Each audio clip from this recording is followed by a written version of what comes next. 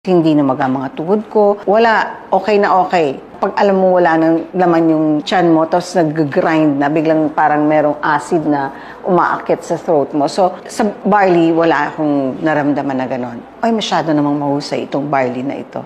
Sasabihin nila, oy, di itry nyo.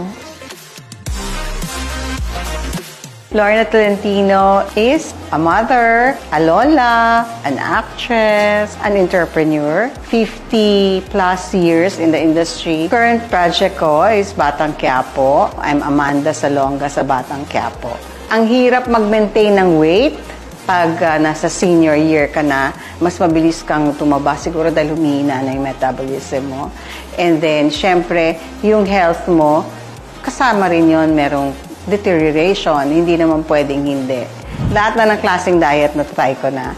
From keto, intermittent, 1 meal a day, di ba, maraming nauso na ganyan na diet. Yan, ang lahat na yan na try ko. Kasi nga, hindi ako masyado ma-exercise. Dati, bowling, badminton, ano rin ako rock climbing, tapos with Tori. And then, yoga, Bikram, swimming.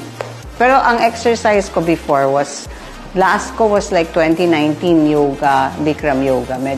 Ngayon, medyo hindi because nagkaroon ako ng problem sa Nico. So, pero okay na siya ngayon. Hyperacidic ako, parang meron akong, kasi may gastric ulcer ako, pero na-cure na yon. Pero minsan, yung maasim talaga yung kinain ko, talagang umaakit siya sa throat mo.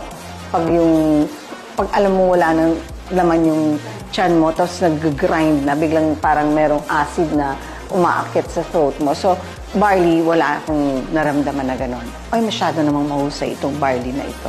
Sasabihin nila, oy, di itry nyo.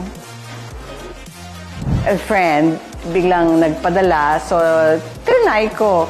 And then, yun na, dahil nag-order na ako, sabi ko, ba okay ito Yun, doon nag-start. Sugar niya, parang wala.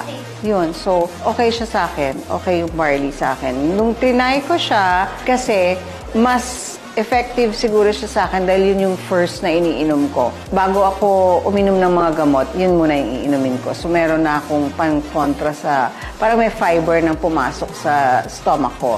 So, may lining na ng fiber na barley bago ko iinom ng mga medicines and other vitamins. I have to maintenance sa morning kasi. Yun, for my heart. And then, vitamins na yung iba. So, parang coated na yung stomach ko. Okay siya sa akin kasi more than 10,000 steps ako. At saka pinakamababa kong steps na nagawa sa abroad is mga 5,000. Minimum ng 5,000, maximum ng 10,000 above. Tapos, hindi na mga tuhod ko. Okay na okay.